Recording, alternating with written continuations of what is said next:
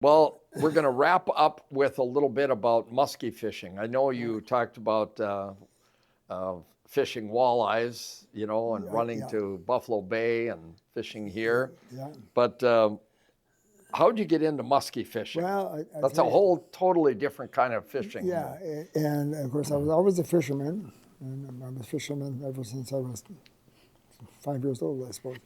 Anyways, I ended up, I think I flew out with Don Hansen, and we flew out and stayed at Flag Island for a week for a vacation, and I was going to fish walleyes out there. And I got to know a guy, one of the guides by the name of John Kelly, was an Indian guide for Flag. And John says, why don't you, go out and try fishing muskies with me one day? And he had the equipment, he had rods and reels and whatnot. And we went out and I don't know if we don't think we caught any, but we saw some. Muskies have a tendency to follow.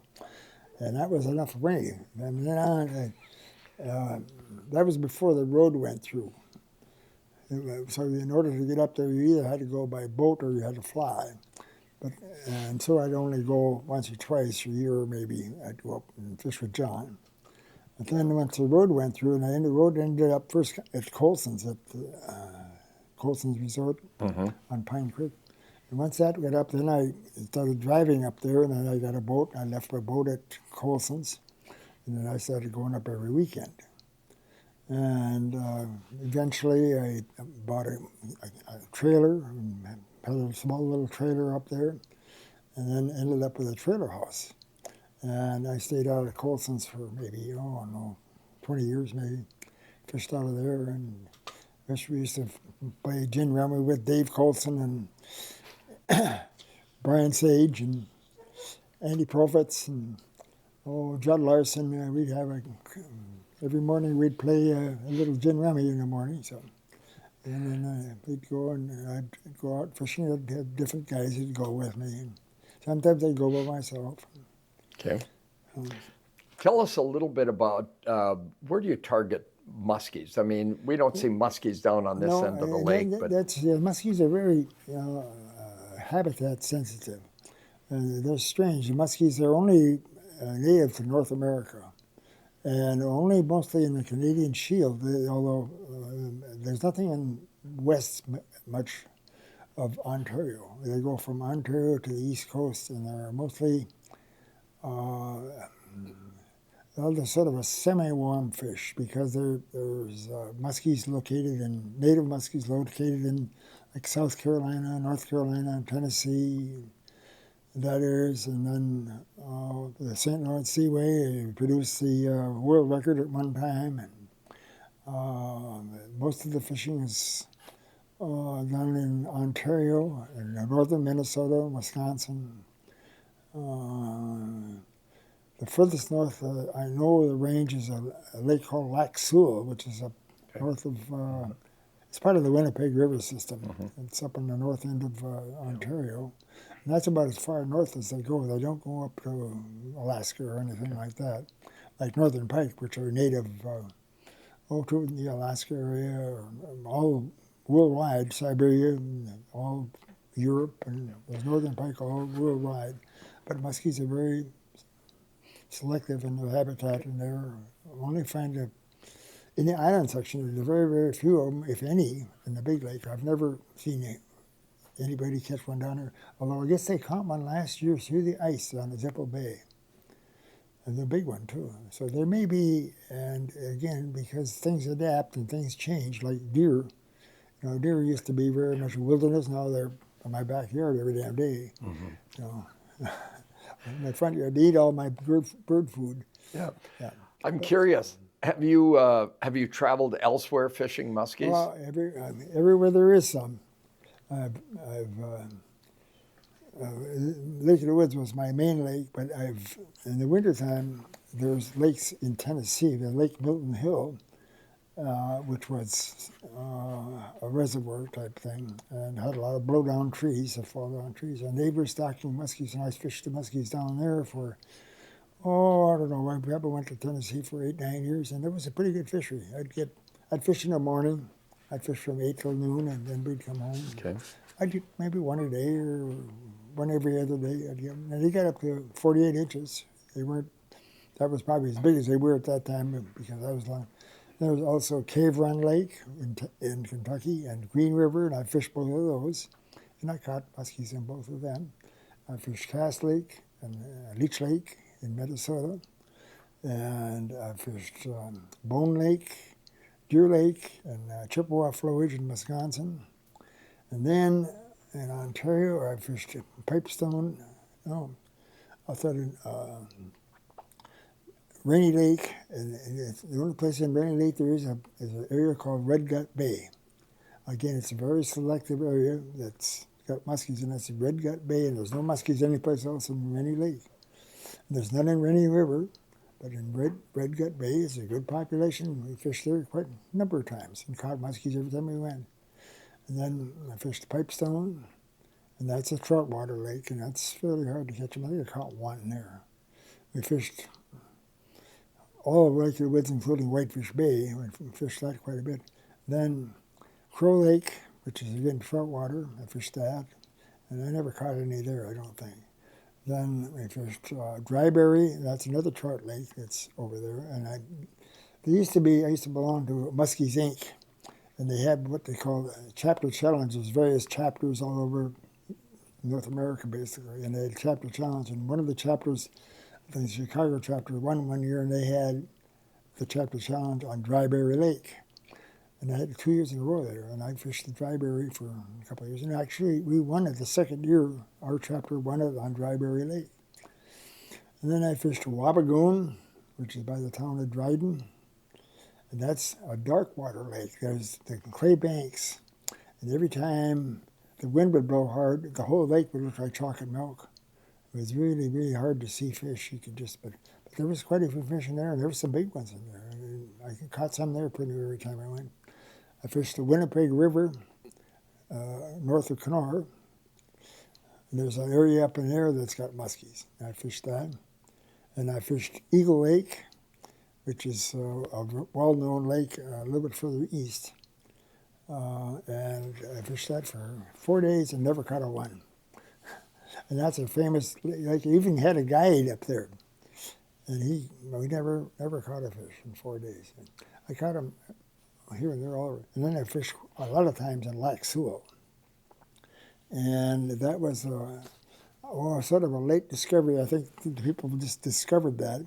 And again, you had to go about halfway up Lac Sewell, and you'd hit what they call Chamberlain Narrows, and there was a resort of Chamberlain Narrows. And from there north, there was muskies. From there south, there wasn't any. But from there north, there was a good population, and I went with different guys, and I probably went 15, 20 times up there. And almost every time I went, we'd get a 50-incher. What is your biggest fish? 55 and a half. 55 and a half. Yeah. And what is the world record now? Do you know? Well, present? That's debatable, but the last time, there's different people say different things, but the 69 pounds, 15 ounces of the Chippewa flowage caught by Louis Spray back many, many, many years ago was for years and years and years considered to be the world record, but then people started to say, well, Louis Sprayer was a big bunch of bullshit. You know how that goes. Yeah. So somebody else said, well, I think my fish is probably the world record, and there were some big ones caught, in the Ottawa River. Oh, that's another place I fished. I also me and one of my fishing buddies flew out of Winnipeg one time, and we flew to Montreal, and we fished with a guy by the name of Mark Thorpe. And we fished the Ottawa River and the St. Lawrence Seaway. And I caught a 53-incher in the Ottawa River. It's a pretty big one. And we caught fish in both places. Yeah. But anyways, the world record right now, what I still consider to be 69 pounds, 15 ounces caught by Louis Spray in the Chippewa flowage. That's because that was the first one. Okay. And who knows? It's all, hearsay from years and years and years ago. And there's pictures of big fish. Probably the biggest ones right now are being caught in Green Bay. There's some really, really big fish in Green Bay, Wisconsin. So of all these places all over the North American continent you've fished, how does Lake of the Woods stack up against? It's one of the best. Yeah, if not the best for numbers and size. It wasn't unusual for us to go out and see 20, 25 fish a day and catch 2, 3. One day I caught 12. Got 12 on one day. One day I got a 50, a 51, and a 53 the same day. And I typically catch 10 to 15, 50 inches a year. And somewhere around, this is after I got retired in guiding. I would typically catch somewhere around between 175 and 200 fish a year. A year, wow. Muskies. Yeah. So let me ask, do you have any mounts, muskie mounts? Oh, yeah, I've got 3 of them. Okay. I got one of them that hung in the Warroad liquor store for 35 years. It was the first 50-incher I ever caught. I caught it at a place called Devil's Elbow, which is the end of Johnson's Passage and the start of the Tug Channel. There's a reef in there, and I caught it. I can still remember the fish coming up, and we ate a bucktail, a Mep's giant killer. And I can still remember the fish coming up, opening his mouth and grabbing it. Okay. And then I got 2 other ones. One of them I caught in Burnt Rock Bay and Monument Bay. The other one I caught at what was called Rummels, which was a real big weed bed just out of the angle a little ways. Okay. Do they traditionally lurk in the weeds? Well, Shallow areas? There's some telepathy studies that have shown that muskies have 2 home ranges. They have a feeding range and then a nesting or resting range. And the feeding ranges are usually in deeper water. And they're associated with fish like tullibees and maybe suckers and things like that, which are plentiful in deeper water. And then they move in once they're full. They will move into their resting areas, and that's typically shallow and warmer. So that aids their digestion. Sometimes you'll pull into a bay and you'll see them laying with their back out of the water. And they're just getting warming their body up so that it digests their food faster. But where you fish for them typically is in weed beds or rocky points or reefs or stuff like that. Yeah, if you're trolling, then I've got quite a lot of them trolling too. Then you can troll deeper water, but it's hard to cast deep water. I think now with the new technology, the FFS, the front forward sounding, that's going to be a real. In fact, there's a lot of discussion and controversy about this because you can find these fish that are out in the deep water, and you can go out and actually some people can go out and even snag them. So it's not, you just drive around, look at your graph all day long, and there's one, go over and catch it.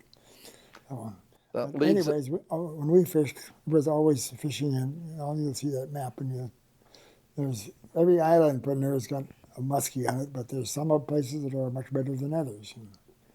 And you'd look for them in areas like, usually with weed beds, but walls were good. Walls were like travel areas. Just like deer trails. Deers always have little paths they follow every day. Well, I'm sure the muskies were doing the same thing underwater. And they'd follow like a flat wall, and I think they'd use that to find their way around. That was my own personal opinion. But that's just because a lot of times you'd find them on walls. And there was no just straight sheer dropping from 0 to 15 foot from me to you. Do you, or what other fish would mix in the same areas? I mean, would you find walleyes in the same areas where you're? You'd get northern pike, but not very many. But I don't think I ever, maybe I caught 1 or 2 walleyes, but not very many. Oh, okay. I'd caught it. We'd cast all summer long, basically, until fall when the tullibees would start to spawn. Tullibees are fall spawners, and they'd start moving into shore. And then I'd start to troll. And I'd troll in about 10, 12 feet of water. And with 3 people in the boat, I'd troll with 3 lines, and the inside rod would be at 40 feet, and then 45 feet, and then 50 feet on the outside rod. And then I'd troll in about 10 feet and troll, and you have to learn where to go because things go up and down. Right. But once you learn how to do that, you can catch a lot of. That's how I caught my biggest fish, is trolling. Okay. And when I'd get clients that couldn't cast, then I'd troll, and I'd get them. You get them year round, basically, if you troll long enough. But it was best in the fall, Yep. when the tulipies would come in. Let's talk briefly about the equipment you use, just for a little bit, types of rods, lures, line, etc. Well, that's changed dramatically from the time I started until current condition. When I started, it was a fiberglass rod, maybe 5.5, 6 foot long, and 5,500 Garcia, maybe a 6,500, and braided line. And now it's and then steel leaders. You used steel leaders back in those days. Now they're 8.5 to 10 foot rods, graphite. They cost about $400 a piece, and usually low profile, thumb release, bait casting reels, Shimano, Kiowas, Garcias, and now it's all Dacron line, 8,500 pound tests. Again, you're using steel leader, maybe 10, 12 inches long, cross-lock snap and a ball bearing swivel. And the lures there's probably 5 basic different kinds. There's surface lures that are, but there are surface lures, and there's about 3 different kinds of those. There's the walk the dog ones that go back and forth like this. That's like a giant jackpot, and they twitch it, and they go tip, tip, tip, tip, tip, tip across the surface. And then there's the propeller types, like giant jackpots, and they got a tail that spins. Or they've got, some of them got spinners in the front and back, and different various kinds. And they just reel them in, and then they spin and make splashes in the water. Then there's creepers that go blip, blip, blip, blip, blip, blip, like that. And those are fun to fish with because the fish come up and just kind of suck them down. They just kind of disappear. Sometimes the strikes on a surface bait are spectacular. And if their fish is in the right mood, they go whoom. But other times they just kind of come up and sip them down. And the next most popular bait, and the one we use mostly is a bucktail.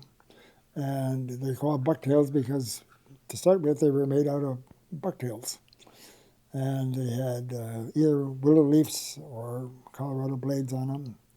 And now they have, the most popular ones are called double tens. They have two 10-inch Colorado blades, and they usually use monofilament or plastic type glitter stuff for skirts rather than hair.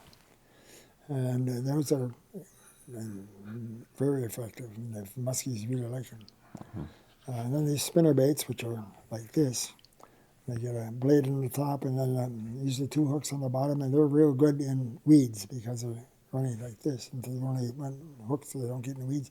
And you can fish them high, and the blades thump, and you can fish them slow and down towards the bottom. And then you'll get the fish down low. And then there's jerk baits, which are things like suics and bobbies and reef hogs and things like that, and they're sort of fish-like imitations. Kind of, you have to use your imagination a lot to think they look like a fish, but they're 8 to 10 inches long, maybe 12 inches long, and most of them you can tune them. Some of them dive this way, go up and down. Some of them go underwater, walk the dog like that, and some of them you can make them do all kinds of different things.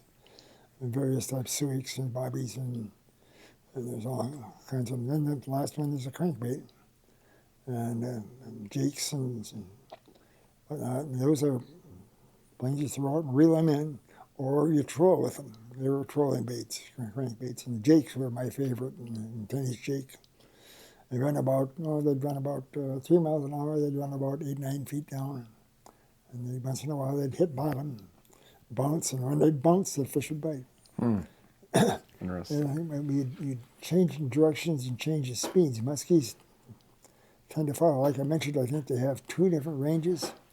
Well, in the resting range or the digesting range, they're not hungry necessarily, unless they're just about done digesting. So they have a tendency to follow, or they follow often.